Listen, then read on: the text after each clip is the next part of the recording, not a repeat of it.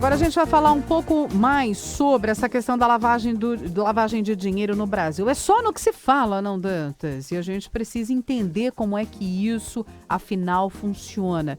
Isso passa pelas empresas, já escoou. Segundo o estudo, 80 bilhões de reais em impostos sonegados é o que mostra um estudo do Simprofaz, que é o Sindicato Nacional dos Procuradores da Fazenda Nacional. A gente também vai entender um pouquinho melhor o que são as offshores e o uso indevido dessa modalidade, né, de empresas. Vamos conversar sobre o assunto agora com o presidente do Sindicato Nacional dos Procuradores da Fazenda Nacional, Heráclito Camargo. Muito boa tarde, como vai? Boa tarde, Roxane. Boa tarde aos ouvintes. Heráclio, muito obrigada pela correção. Heráclio Camargo, que é presidente do Sindicato Nacional dos Procuradores da Fazenda Nacional. Heráclio, nós temos ouvido falar, os brasileiros estão lidando com esse assunto todos os dias através das fases de investigação desta grande operação que apura esquema de corrupção dentro da Petrobras, a Operação Lava Jato.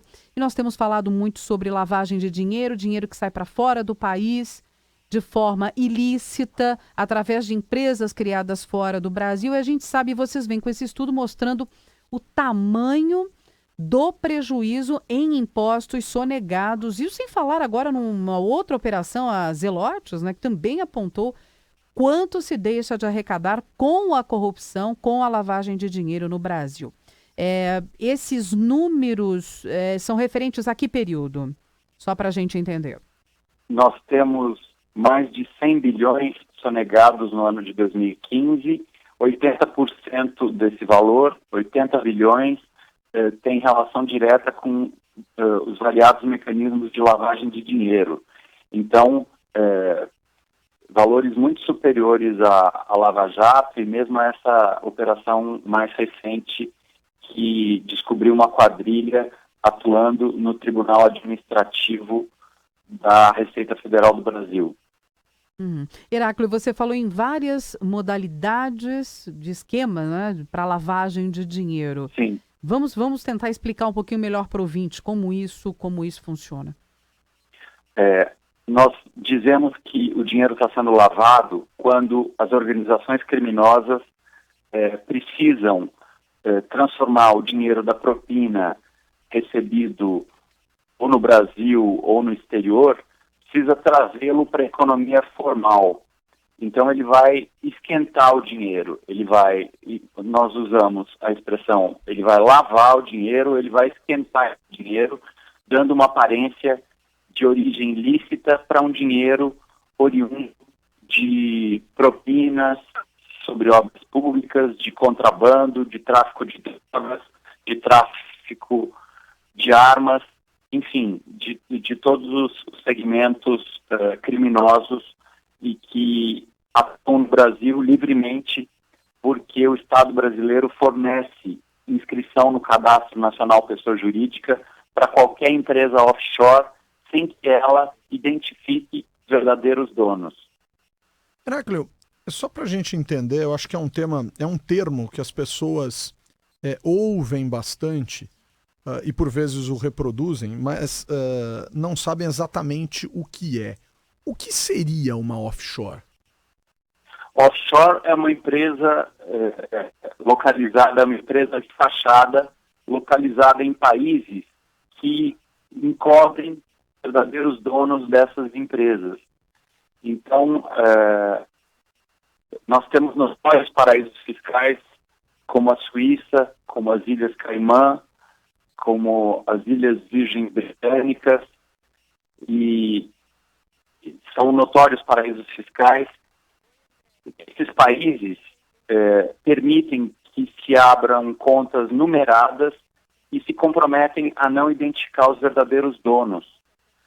Isso impede a responsabilização tributária, que é a cobrança de tributos, a responsabilização penal por eventuais crimes e a responsabilização civil sobre eventuais atos que na esfera civil seja em prejuízo a outras pessoas.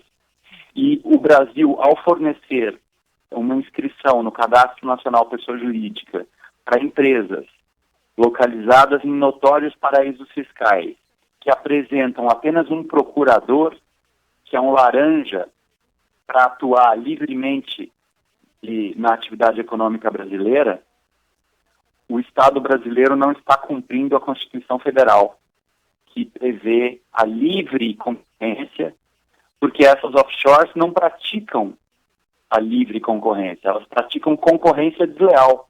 Sem dúvida. Porque, sabedoras de que não vão ser identificadas, elas atuam nos diversos segmentos econômicos e quando eventualmente a Receita Federal autua e a Procuradoria da Fazenda Nacional investiga e vai cobrar esses tributos, descobre no quadro societário apenas um laranja, uma pessoa sem patrimônio, e aquela dívida milionária, às vezes bilionária, fica com uma recuperação quase impossível, porque se nós pedirmos informações para esses paraísos fiscais, eles vão dizer que não tem nada para informar para o Brasil.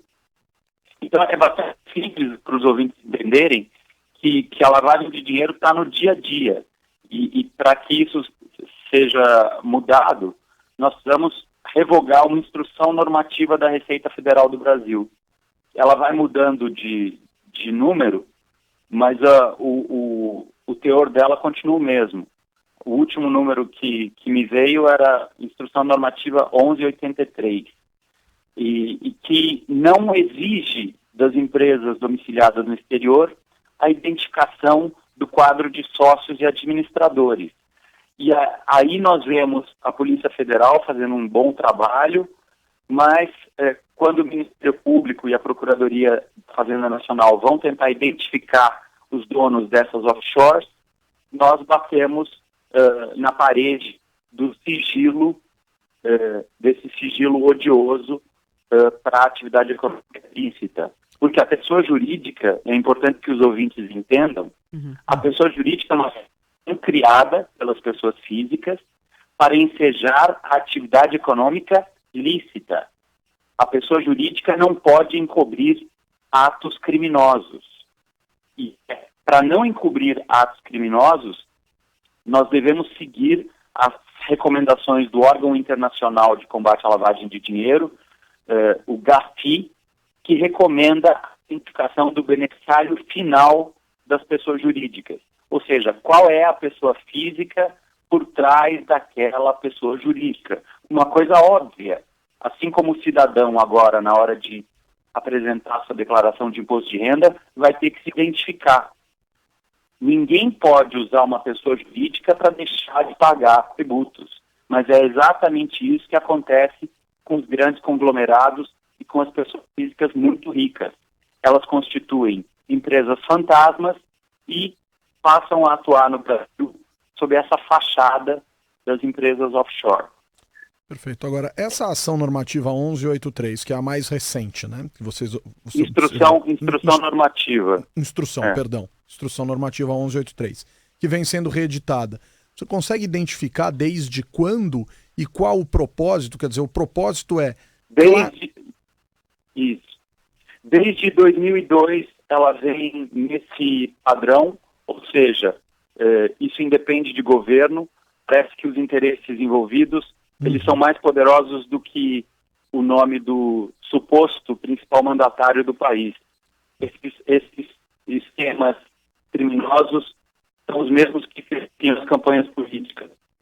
E então eles são muito poderosos e por isso que uma mera instrução normativa ainda não foi revogada. Perfeito, mas... Se a cidadania não se organizar e exigir a identificação, nós vamos ter cartéis de narcotraficantes atuando aqui no Brasil livremente, com inscrição no CNPJ como qualquer empresário idôneo. Perfeito. Bom, talvez até já tenhamos, né? Já tenhamos, mas é um ponto... Com certeza nós temos. Eu digo, se não houver uma mudança, nós vamos continuar nos surpreendendo com as grandes operações da Polícia Federal, como se isso fosse novidade. Então, mas a dúvida era exatamente essa, né? Quer dizer, tentar entender desde quando existe essa orientação, enfim, mas também entender, ela é dotada de uma justificativa, né? Quer dizer, claro, a gente sabe o que ela reproduz, né? A justificativa para não revogá-la é a justificativa financista, que o Brasil não pode impor barreiras ao livre trânsito do capital financeiro. Agora, nós estamos num estado de direito, em que o direito deve se sobrepor à economia, notadamente uma economia que nada produz, que é o capital financeiro especulativo. E esse não tem respaldo da Constituição para ser anônimo. Qualquer pessoa pode investir no Brasil, mas ela tem a obrigação de se identificar.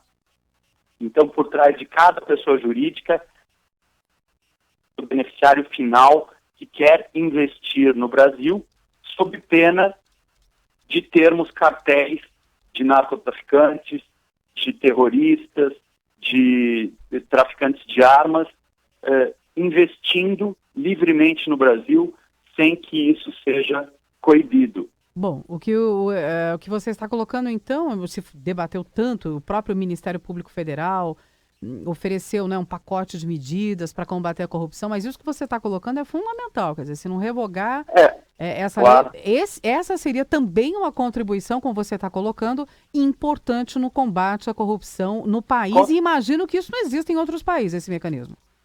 Com certeza, porque o pacote do Ministério Público trata dos efeitos. E eu estou trazendo aos ouvintes uma preocupação dos procuradores da Fazenda Nacional que trabalham com as causas. Agora, o que é mais inteligente? Combater os efeitos ou debelar as causas da lavagem de dinheiro no Brasil? Sem dúvida. Está muito bem explicado. Obrigada, viu, Heráclio Camargo, que é presidente do Sindicato Nacional dos Procuradores da Fazenda Nacional, colocando um ponto importante, portanto, para o combate à corrupção, essa instrução normativa. Agradecemos muito a sua atenção e os seus esclarecimentos sobre um assunto que é difícil de entender, é pesado também, não é? Mas muito obrigada por sua contribuição.